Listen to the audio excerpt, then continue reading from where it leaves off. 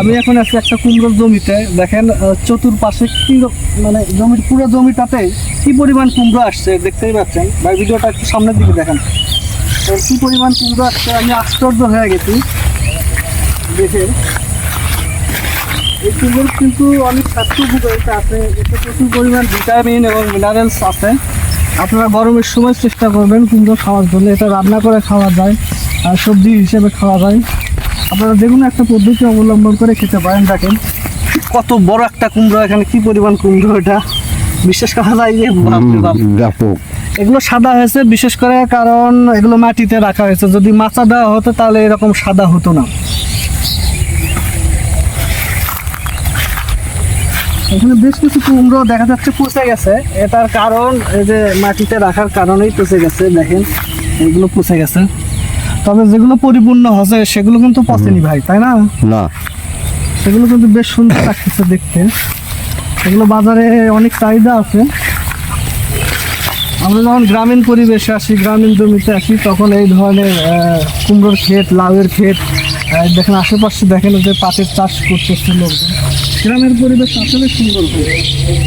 ওখানে ওই যে দেখতে পাচ্ছেন জমির মালিক ওখানে বসে আছে, ওই যে সামনে দেখতে পাচ্ছেন। এখন আমরা ওখানে যাব, ওখানে গিয়ে জমির মালিকের সঙ্গে বিস্তারিত আলোচনা করব, এগুলো চাষাবাদ সম্পর্কে জানার চেষ্টা করব।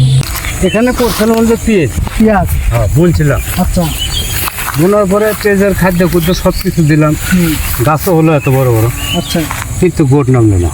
আচ্ছা, আগাও যেমন গোড়াও তেমন। হ্যাঁ হ্যাঁ, হ্যাঁ, সবগুলো তুলেও টিভি দিত। আর ওর মধ্যে এই কুমড়োর বিচিগুলো হাট থেকে কিছু কিনে নিয়ে এসে বেড়ে দিত। বেশ ভালোই হয়েছে দেখলাম। হ্যাঁ, এদিকে ভালোই বেচ চালাম মতে। এগুলো কি মানে মাছা টাছা দেওয়ার প্রয়োজন নাই না? না, এমনিতেই হয়, মাটিতেই হয়ে যায়। কিছু খ্যাট দিছু, হালকা কিছু খ্যাট দিছিলাম, হ্যাঁ, যাতে ওই কুমড়ো বাড়ি না হয়, পচে না যায়। আচ্ছা, এই কারণে। কত বিঘাই লাগাচ্ছেন এটা? 50 শতক হবে। 50 শতক। কি পরিমাণ আয় আসতে পারে এটার থেকে? খরচাপাতি কিরকম? আমার এই কুমড়োর খরচা তেমন করিনি, ওই 4-5 হাজার টাকা খরচা করছি। মানে খরচা খুব একটা হয় না? না, এই 4-5 হাজার টাকা খরচা করছে, 1030-35 টাকা বিক্রি। এই পর্যন্ত 1030-35 হাজার টাকা বিক্রি করছেন? এখনো তো মেলা। মাশাআল্লাহ। এখন এগুলো মনে করেন যে আল্লাহর মতো কুমড়ো, এটা তো বাড়তি চিনে ধরা। ও, এটা কুমড়া না? হ্যাঁ, লাউ না এটা? নাওলা, এটা নাটে কুমড়া। আচ্ছা আচ্ছা আচ্ছা। এখন এই কটা দেখি তো বাজার কালকে নিয়ে হচ্ছে কয়েকটা দিকে নেয় নাকি, হিসেবে তো লোর কথা। তাও আশা করা যায় কি রকম বিক্রি হতে পারে, কত টাকার মতন সব মিলে? যে পরিমাণ 1040 টাকা। 1040।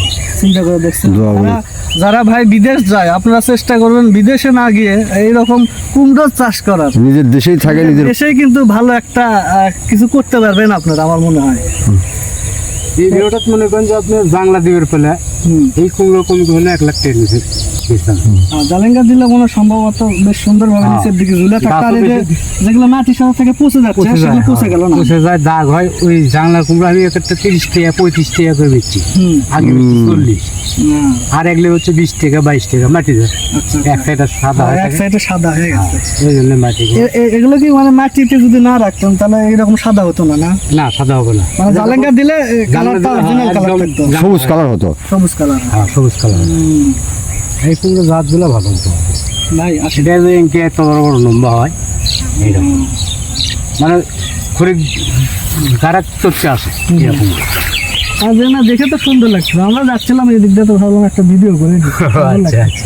তাছাড়া তো গ্রামের লোক আবার আপনার পরিশ্রমও তো খুব করেন আপনারা ভাই, বেশি পরিশ্রম করতে পারেন। ওদের একটা গাড়ি আছে, আগাবেলা হয়তো এই কাজ করি, পাঁচাবেলা তো এই গাড়ি চলে। তারপরে ব্যাপক পরিমাণ পরিশ্রম করেন, তারপরে ব্যাপক পরিমাণ পরিশ্রম করেন আপনারা। এখন না করলে তোর হবে না। হ্যাঁ, পরিশ্রমের ফল এই জন্য আল্লাহ দেই আপনাদের। মেন জিনিস, পরিশ্রম না করলে হবে তাই কর।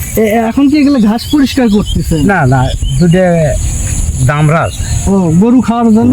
খাওয়ার জন্য আবার নিচ্ছে। তাহলে দেখো, এখন গরু খাওয়ানোর জন্য গৃহপালিত পশু যদি আপনাদের থাকে, তাহলে যে জমি চাষের পাশাপাশি, কুমড়োর জমি চাষের পাশাপাশি আপনারা যে ঘাসও পাচ্ছেন। হ্যাঁ